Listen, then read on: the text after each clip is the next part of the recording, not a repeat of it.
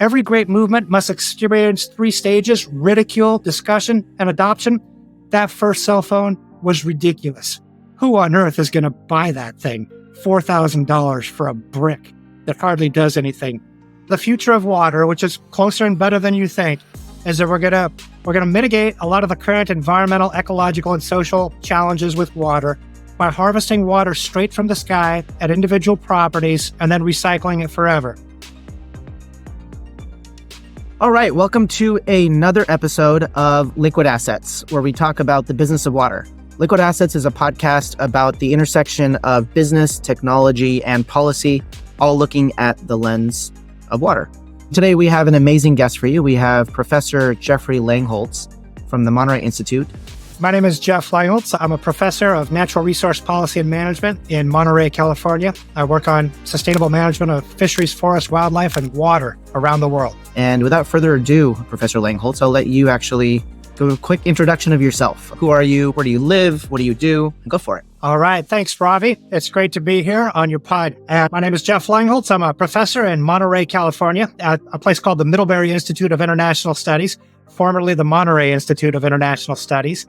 And I've been there for 23 years now. And I focus on natural resources, policy and management issues surrounding fisheries, forests, wildlife, and water, and other resources around the world.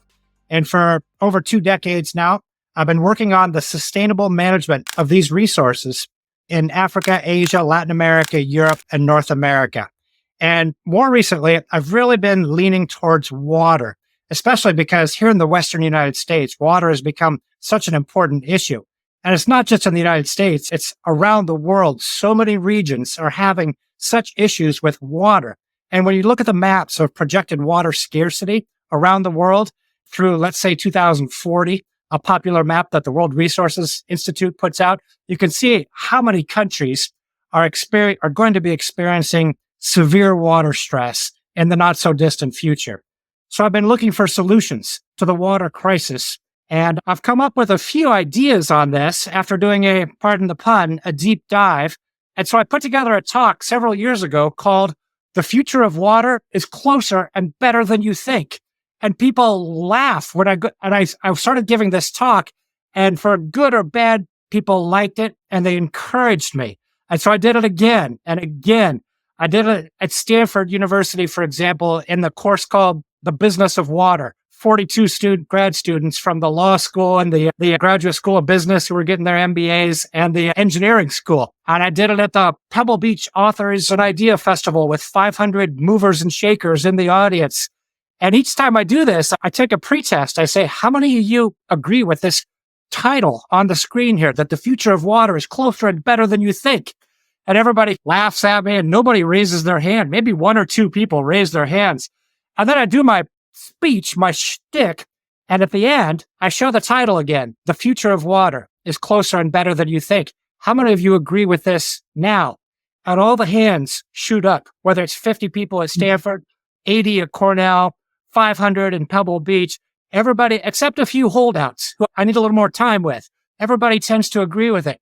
So I thought I appreciate the opportunity today to come on the podcast and talk about this preposterous idea that the future of water might just be closer and better than you think. That's awesome, Professor Langholz. Yeah, let's go ahead and dig right in. What do you say in this presentation that gets people to raise their hands towards the end of the presentation? Like, how do you convince them outside of the few scragglers? And a question for you at the end, how do you convince those guys actually that haven't raised their hand? I take them through a process. First of all, I talk about our current state of water and why our current approach to water is so unsustainable, why it's really showing strains. And to do this, I go through the standard 3 pillars of sustainability. In order for anything to be sustainable in this world, it's got to cover the trifecta. It's got to cover the 3 Ps. It has to be good for people, planet, and prosperity. Now, some experts prefer, instead of the 3 Ps of sustainability, they like the 3 Es. For something to be sustainable, it's got to be good for equity, ecology, and economics.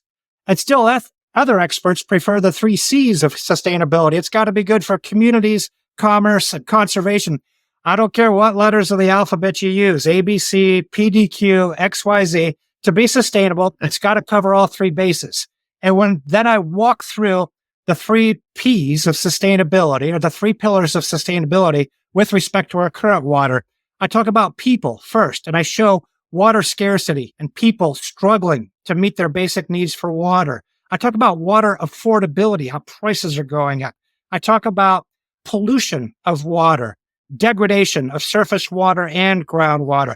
I talk about a variety of problems with water, how water rates are rising faster than any other utility price over the last decade, faster than any other, your inflation, your electricity, and other things. So we come to the idea that water is not so good for people. Our current approach has challenges. And then we look at the planet. How sustainable is water with respect to environmental implications? And we talk about how our current approach, which is this centralized distribution model that requires pumping water up and over mountains, pumping water through deserts, for example, hundreds of kilometers from the mountains of California to Los Angeles or to San Francisco. All the energy costs and the habitat destruction and the ecological footprint that requires. And things like desalination plants are even worse, with all the energy requirements and the effluents that come out. And so our current approach, this centralized distributed system, centralized model, is not very good for the planet either. And then for prosperity, the third P, we talk about, is this system sustainable in that regard? And it's pretty clear it has serious issues on the prosperity side. Once again, our system, our centralized distribution model that we currently have, is showing signs of strain. We depend on these underground pumps that have been in play, that are reaching the end of their useful life.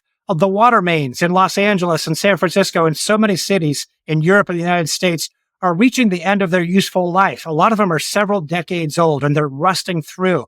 And every now and then you see in the newspaper what looks like a geyser popping up in the middle of a street. Say in Los Angeles, it's not a geyser like Yellowstone. It's actually another leak in a water main pipe that rusted through. And it's actually good news when we see those geysers, the water main bursts and the water shoots up into the sky, because we know the leak is there. Most of the time, the leaks are not conveniently on the top of the pipe. They're going sideways or downward, and we're losing so much of that water. By some estimates, 30 to 40% of our potable water dripping into the ground unseen. So the price tag to upgrade this incredible system of pipes is in the neighborhood of $1 trillion just in the United States. And when you think, okay, $1 trillion, who's going to pick up the tab for that? That's a big price. And unfortunately, the same people who usually pick up the tab for these things are going to pick it up again. And that'll be the people who pay for water. And as a result, the prices continue to go up. Oh, people are getting mad. You can see the protests in the United States about water bills tripling, people marching in the streets, protests. You can see the footage in Peru. People are protesting in Bolivia, in Ireland, and India. Countries around the world, people are protesting the skyrocketing rise in water rates. It's become such a massive issue. And there are a lot more issues with water in these three P's of sustainability. It's not so good for people, planet, or prosperity. And what we're seeing is people are even using water, once again, as a weapon of war. The war in Ukraine, for example, one of the oldest military tactics in the book is to use water as a weapon of war.